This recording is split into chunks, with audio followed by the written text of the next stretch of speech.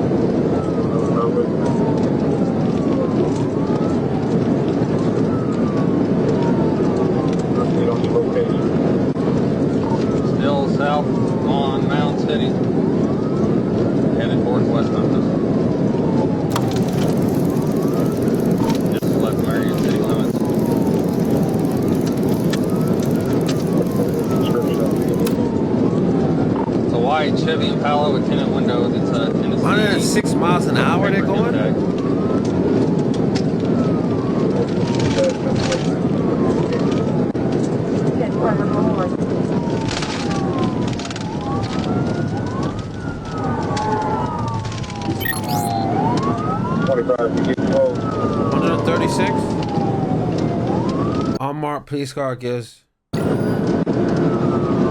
I'm coming off Davis right here and get on board.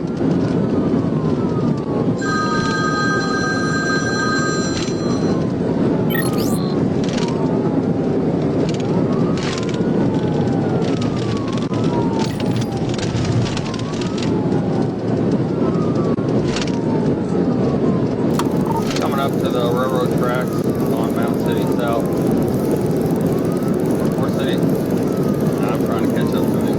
He's a little ways ahead of us.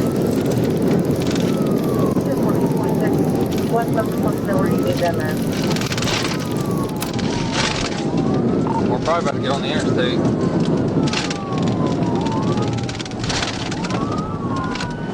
That truck.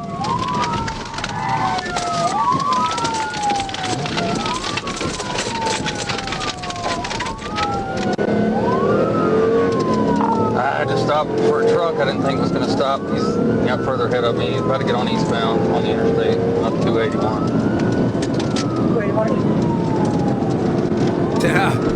Damn locals.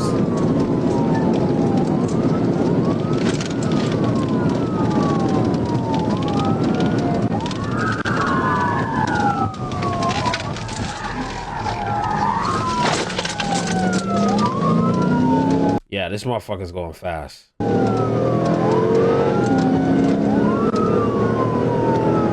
still got eyes? That might be low-key gone, no? He's passing on the shoulder, 282 eastbound. Still about a quarter mile ahead of me. 282 eastbound. All they gotta do is just blend in with these cars. Just slowly go behind. I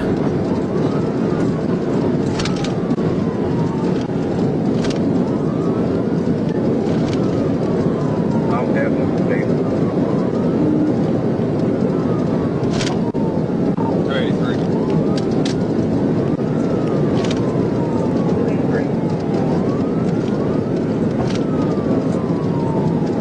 283. This him right here, white car. They're down.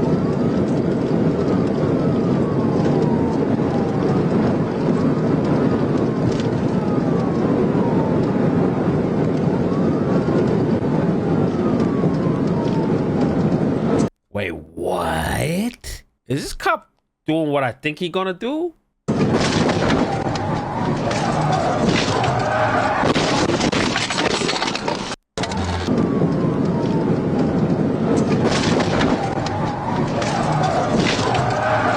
Yeah.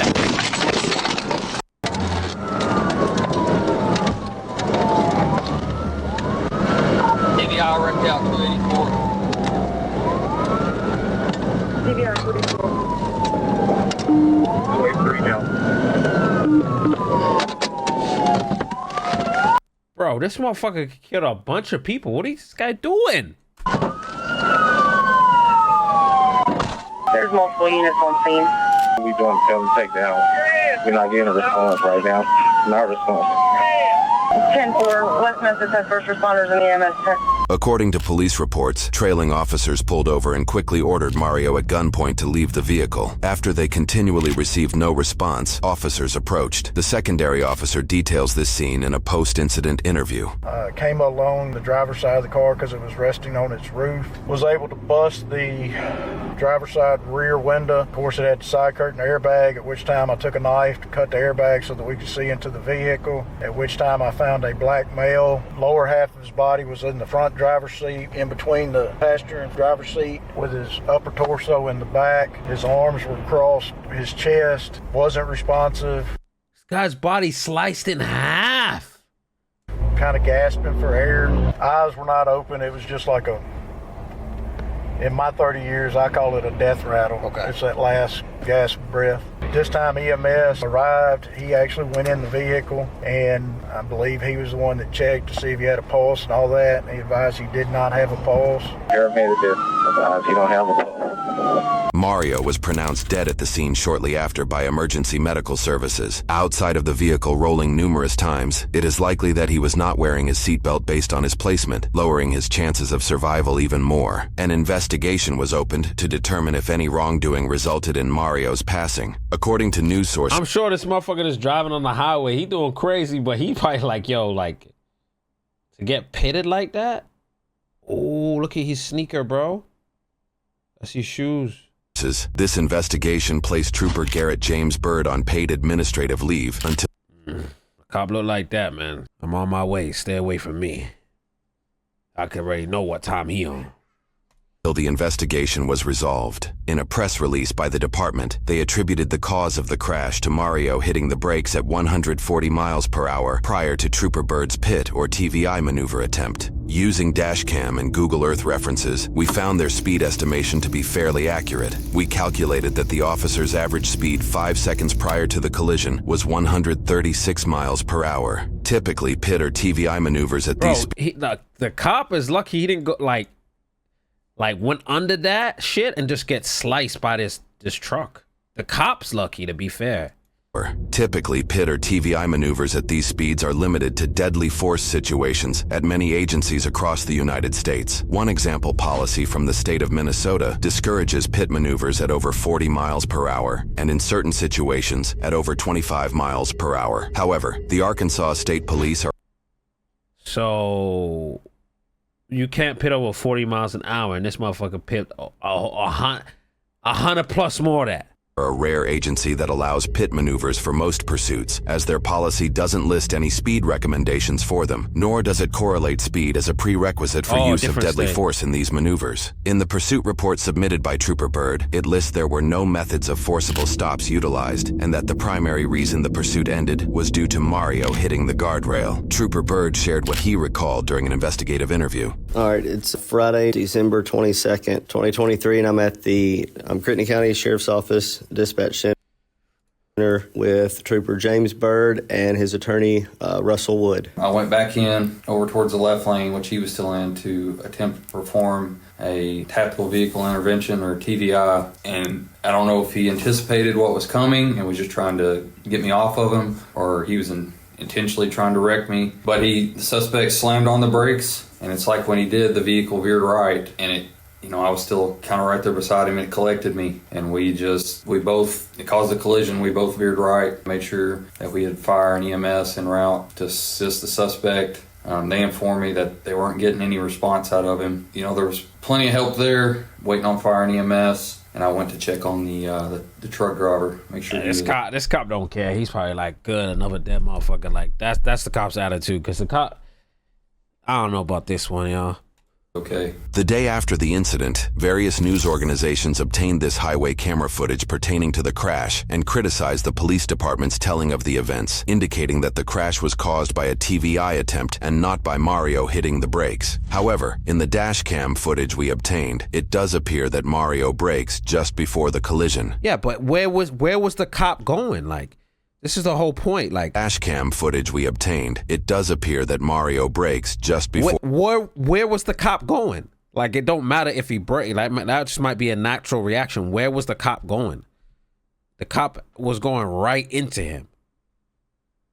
Or the collision. Look, he was already in the lane. It's not like I could understand if the cop was behind him and then he broke. He was not behind the guy at one time. Dash cam footage we obtained, it does appear that Mario brakes just before the. Look, he's not behind him, so what's the brake have to do with anything?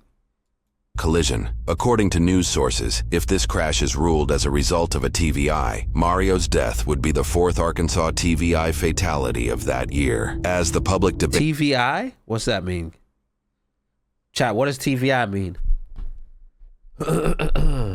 Oh, PIT? Tactical Vehicle Intervention. So that's the fourth one Arkansas's had this year? Nah, these guys do not. These motherfuckers is pit motherfuckers off the street. These motherfuckers don't go no chase in Arkansas. These motherfuckers do not care. They gonna throw you off a bridge. They do not care. They said this is the fatal one.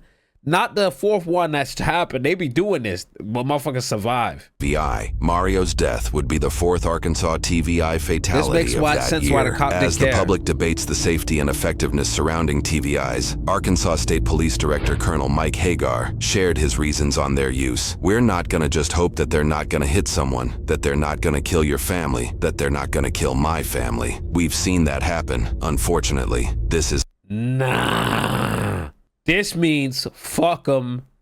Who gives a fuck if they're dead? This literally means that. Family, that they're not gonna kill my family. We've seen that happen. Unfortunately, this is not theory. We know what's gonna happen the longer we let that go on. So the reason we believe it is the best tactic is because it's the most immediate tactic to bring that pursuit to a conclusion. We don't want anyone to be killed, but at the end of the day, we are always going to maintain that clear priority of life, which is the innocent public, then the law enforcement, then the suspects. 2 weeks after the incident, the investigative report indicates officials received a letter from the state prosecuting attorney, Sonia Haygood of the 2nd Judicial District. The letter stated no charges would be pursued against Trooper Bird and gave authority to close the use of force review as justified, specifically spelling out that Mario caused the crash and that Trooper Bird did not complete a TVI. Now, the PIT maneuver, short for Precision Immobilization Technique, or Tactical Vehicle Intervention, has been used by law enforcement since the 1980s. And although using it comes with much controversy, in my opinion, I do believe it's a great tool used by police to catch fleeing criminals. And when these officers are close to the fleeing vehicle, think about the courageous actions it takes to do this, because the police officer is putting his safety and possibly his life on the line to keep the public safe. Now, many highway patrol officers and state troopers do use the PIT maneuver. And whether you agree or disagree, at the end of the day, it's the fleeing vehicle that initiated this entire interaction to begin with. So we start out today learning that the Arkansas police are looking for a male who's wanted on multiple felonies. And make no mistake about it, many times when these criminals know that they're wanted, they're not going to go quietly to prison. And keep in mind that these agencies have been trying to catch this male for a few months now, so the male is probably getting desperate. But when the bondsman and local police locate the male, he speeds off, nearly hitting an Arkansas state trooper. So we do see the disrespect for the law. Yeah, and once the cop flipped that truck and the truck went on the other side of the road. I would have killed a lot of motherfuckers, bro. Regard for human life that he's displaying. And now police are in pursuit of this guy. And he's like, I could understand even here, like pitting here, like, but like on a highway with mad people, and then you say you want to protect innocent people, it just doesn't add up. Traveling at dangerously high speeds. And at this point, we see the marked vehicle become the lead vehicle. And that, of course, so the public and other police vehicles can identify what's going on and travel safely during these pursuits. And as this pursuit enters the interstate, we see much more traffic. And this is where the danger increases. And this is why balancing the safety of the public versus capturing this dangerous felon is difficult. Because police do want to catch this guy, but catching him without injuries to anyone is the objective. But then the officer chooses to make his move. He approaches the suspect's vehicle on the right side and he attempts the pit maneuver. And it does appear that he immediately straightened out his wheel, but he did have a tractor trailer in front of him. So that, coupled with the speeds that they were traveling at, is what I believe caused him to crash into the right side of the trailer. And this was hard to watch because then we see the suspect's vehicle enter the right lane, go through the guardrail, and come to rest on its roof. Now lastly, after seeing this, of course, many of us will have an opinion, but we have to remember nothing about a police officer's duties can be predicted. But with that being said, there were certain decisions that the suspect made that brought him to this conclusion. And unfortunately, those decisions brought him to this tragic end. But the Arkansas State Trooper was just doing what he was trained to do. That's protecting the public.